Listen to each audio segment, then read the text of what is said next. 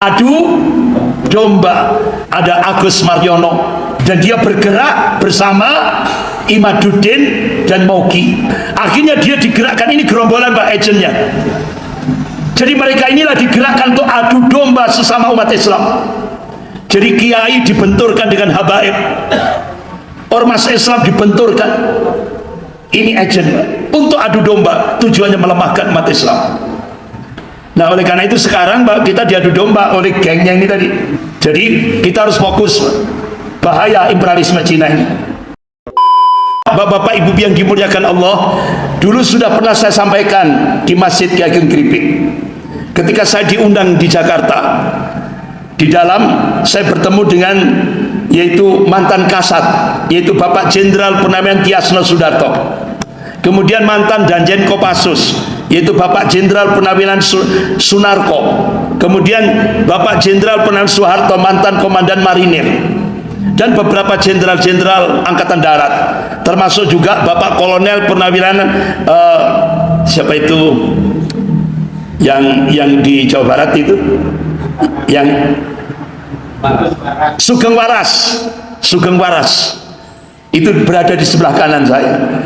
Jadi waktu itu saya diberi info, Ustadz, sekarang di Indonesia sudah terjadi 3 perang sekaligus. Apa?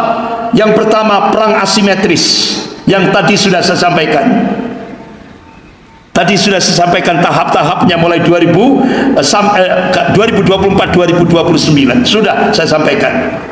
Kemudian yang kedua perang proxy war, artinya boneka. Lewat pengkhianat bangsa, imperialisme Cina ini mencengkeram Indonesia. Jadi ternyata di Indonesia pengkhianatnya lebih banyak daripada penyelamatnya. Yang ketiga perang Neo-Cortex War, perang narasi, tujuannya untuk melemahkan umat Islam. Siapa yang dijadikan garda terdepan? Kalau dulu Panji Gumilang, Pondok Pesantren Az-Zaitun, ya, tiba-tiba sekarang sudah bebas. Dari kapan sidangnya, kapan tiba-tiba sudah bebas. Itu dia dijadikan garda depan untuk perang Neo-Cortex War. Kemudian pada saat Panji Gumilang masih ngilang, itu yang dijadikan garda terdepan untuk perang Neo-Cortex War, perang narasi itu Gufron, yang mengaku bisa bahasa semut, bahkan bisa berinteraksi dengan malaikat. Bahkan kalau malaikatnya tidak mau nurunkan hujan, dia akan ngejar sampai ke langit. Jadi dia bisa terbang ke langit. Gufron. Nah, saya diberitahu Gufron itu katanya dari Dampit. Dari Dampit, Pak. Jadi di backup oleh media. Di backup oleh media. Jadi satu-satunya pengurus Majelis Ulama se-Indonesia yang berani mengeluarkan fatwa 10 kesesatan Gufron itu Majelis Ulama Malang. Majelis Ulama Malang berani, Pak. Padahal di belakang Gufron itu luar biasa, backingnya gede-gede, Pak. Backingnya dia ngomong sudah bahasa semut, dan beliau bisa menghentikan malaikat mungkar nangkir. Bahkan dia bisa ngejar malaikat sampai ke langit. Bahasa semut sudah dia dapat dari Nabi Sulaiman katanya. Orang Dampit dapat warisan dari Nabi Sulaiman kan. Astagfirullah. Orang-orang gila seperti ini, Pak, dijadikan alat untuk perang Neo-Cortex War, perang narasi.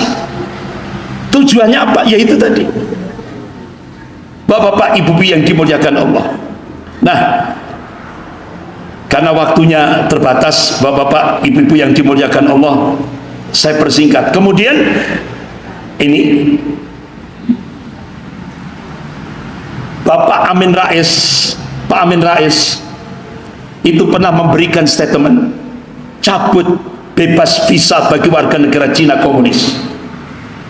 Jadi Pak Amin Rais, mantan ketua MPR, minta kepada Presiden Jokowi untuk mencabut bebas visa bagi warga negara Cina komunis. Karena itu sangat membahayakan bagi negara kita. Kenapa? Karena Cina itu punya konsep Lebensraum, artinya dia ekspansi untuk mencakup Indonesia, artinya mencengkeram Indonesia, mengambil Indonesia secara bertahap. Itu strategi Lebensraum yang dikabarkan oleh Pak Amin Rais.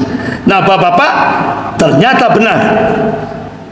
Ternyata ada sebuah data Partai Komunis Cina melakukan kongres di Beijing tahun 1986. Apa isinya? Ternyata hasilnya ada 3 hambatan Cina untuk melakukan penetrasi ke Indonesia. Hambatan yang pertama, regulasi dan doktrin anti komunis, yaitu TAP MPRS nomor 25 tahun 66, Undang-Undang nomor 27 tahun 1999. Tapi ternyata sekarang sudah dijebol dengan apa? Rancangan undang-undang HIP. Sudah jebol, Pak, oleh pengkhianat-pengkhianat bangsa yang sudah duduk di DPR MPR. Oleh karena itu, Profesor Salim Said, guru besar ilmu politik dan militer di Universitas Indonesia, beliau dosennya Angkatan Darat, beliau menyampaikan dalam video, beliau sudah meninggal kan, beliau dalam video klipnya, video pendeknya, kader-kader komunis di Indonesia ini sudah banyak yang jadi bupati, wali kota, gubernur, staf menteri, bahkan kader-kader komunis ada 200 lebih itu duduk di DPR RI. Bahkan tokoh Gerwani itu jadi ketua Komisi 9 DPR RI. Bahkan sampai Profesor Salim Said menyatakan sekarang kader-kader komunis itu sudah melakukan balas dendam terhadap umat Islam dan ulamanya dengan menggunakan kekuasaan. Sudah terjadi? Sudah. Nah, akhirnya hambatan pertama dijebol dengan rancangan undang-undang HIP. Apa bahayanya, Pak? Yang pertama, rancangan undang-undang HIP itu mengadopsi manifesto PKI sebagai ideologi negara. Yang kedua, menurunkan derajat Pancasila dari inti Undang-Undang Dasar 45 menjadi sekelas undang-undang biasa. Yang ketiga, memeras Pancasila jadi Trisila dan Ekasila. Yang keempat, mengganti ketuhanan yang Maha Esa jadi ketuhanan yang berkebudayaan, dari tauhid jadi syirik. Yang kelima, mengkelangkang Pancasila dalam tafsir tunggal rezim rasa PKI. Nah, Bapak-bapak, Ibu-ibu yang dimuliakan Allah, ini rekam jejaknya Neo PKI menuju rancangan undang-undang HIP. Pasca Mei 98 mereka sudah bergerak. Sosialisasi tahun 2012, 2013, 2014, 2016, akhirnya sampai puncaknya 2020. Sehingga muncul keputusan Presiden nomor 24 tahun 2016. Kita dikembalikan kepada Pancasila 1 Juni. Itu kan Pancasila DN Aidit. Itu disampaikan oleh Presiden Soekarno secara pribadi di depan BPUPKI. Pancasila versi pribadi Soekarno 1 Juni, di mana ketuhanan diletakkan di sila kelima. Jadi kita dikembalikan kepada Pancasila PKI. Akhirnya muncul peraturan Presiden nomor 7 tahun 2018 tentang HIP diganti dengan BPIP. Casingnya saja yang dirubah, HIP jadi BPIP. Kemudian muncul Undang-Undang nomor 11 tahun 2019 tentang sistem kehidupan berbangsa dan bernegara. Tidak lagi pakai ketuhanan yang Maha Esa, tapi iptek, sekuler. Akhirnya puncaknya sekarang segala sumber hukum di Indonesia bukan lagi Pancasila, tapi presiden. Selesai sudah, Pak, wassalam. Sehingga banyak yang tanya, kenapa DPR, kenapa yudikatif, legislatif, yudikatif kok mandul? Iya, karena sekarang sudah berubah segala sumber hukum. Nah, ini pernah tidak ditayangkan di koran? Pernah tidak diinfokan di koran, di media? Tidak pernah. Ini dirahasiakan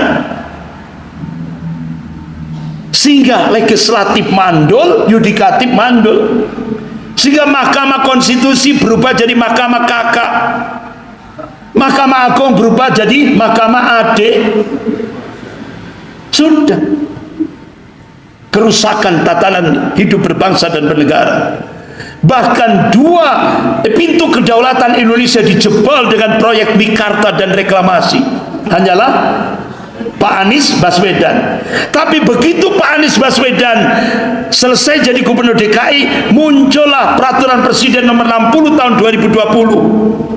Akhirnya proyek Mikarta diganti dengan proyek Pantai Indah Kapuk 2, PIK 2, langsung dijadikan PSN, proyek strategis nasional. Akhirnya 20 triliun APBN, 20 triliun anggaran negara digunakan untuk membangun Pantai Indah Kapuk 2. Itu tujuannya, negara berada di dalam negara. Muncul keputusan presiden nomor 17 tahun 2022. Akhirnya pemerintah minta maaf pada PKI. Kemudian muncul instruksi presiden nomor 2 tahun 2023. Sehingga akhirnya keluarga-keluarga PKI dapat CSR. Sehingga 5.000 anak keturunan PKI dapat santunan dari negara lewat kesekretariatan negara. Ini muncul keputusan presiden nomor 4 tahun 2023.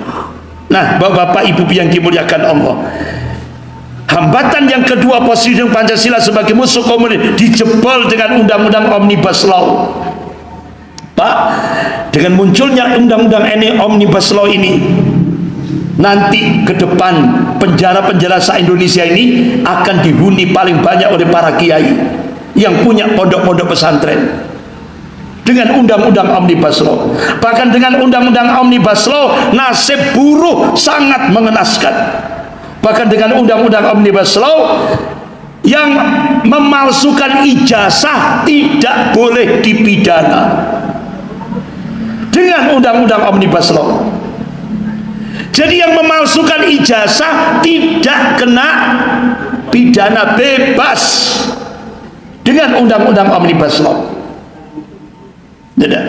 Bahkan yang ketiga, Bapak Ibu, sikap anti komunis umat Islam se-Indonesia dijebol dengan strategi divide et impera, adu domba. Ada Agus Mariono dan dia bergerak bersama Imaduddin dan Moki, yaitu Agus Mariono, ya kan? Agus Mariono. Kemudian yang kedua yaitu Imaduddin dan Moki. Akhirnya dia digerakkan, ini gerombolan Pak agentnya. Jadi mereka inilah digerakkan untuk adu domba sesama umat Islam. Jadi kiai dibenturkan dengan habaib, ormas Islam dibenturkan. Ini agent untuk adu domba, tujuannya melemahkan umat Islam. Nah, Bapak Ibu yang dimuliakan Allah, mudah-mudahan apa yang saya sampaikan ini, bahkan sampai Buya Hamka ini Pak sebagai penutup, kita harus ulama-ulama dulu sudah memberikan statement. Buya Hamka, beliau memberikan penegasan keturunan Rasulullah SAW yang terbanyak itu berasal dari Hadramaut, Yaman. Semuanya adalah keturunan dari Alwi bin Ubaidillah bin Ahmad bin Isa al-Muhajir. Kata Buya Hamka, Allah mayarham, Ahmad bin Isa inilah yang berpindah dari Basrah ke Hadramaut. Mereka selain dipanggilkan Tuan Sayyid, ada nama panggilannya Sayyid, mereka juga dipanggil Habib, itu di Jakarta, dipanggilkan Wan, ada juga dipanggilkan Wan, itu di Jakarta. Di Sarawak atau di Sabah disebut Tuanku. Kalau di Pariaman Sumatera Barat itu disebut Sidi, gitu. Jadi ini penegasan Buya Hamka, dan ini saya ambil dari majalah Panji Masyarakat nomor 169 tanggal 15 Februari 1975. Ini datanya statement Buya Hamka. Nah, oleh karena itu sekarang Pak, kita diadu domba oleh gengnya ini tadi. Jadi kita harus fokus Pak. Bahaya imperialisme Cina ini. Sehingga akhirnya coba kita lihat korupsi hilang semua dengan ini tadi, apalagi dengan para munafik ini ya kan, hilang, beritanya hilang, sudah tertutup. Jadi korupsinya hilang semuanya, bahkan sampai Bapak kejahatan semuanya itu sudah dihilangkan. Pusat Data Nasional PDN, Pusat Data Nasional itu dia ditanya, Menkominfo ditanya, ini data penting negara kok nggak di backup? Ternyata apa tujuannya, Pak? Dia pinjam hacker untuk menghapus kejahatan selama ini 10 tahun. Kejahatan itu dihapus supaya nanti selesai turun aman. Makanya kita disuruh ikra, baca realitas kehidupan ini.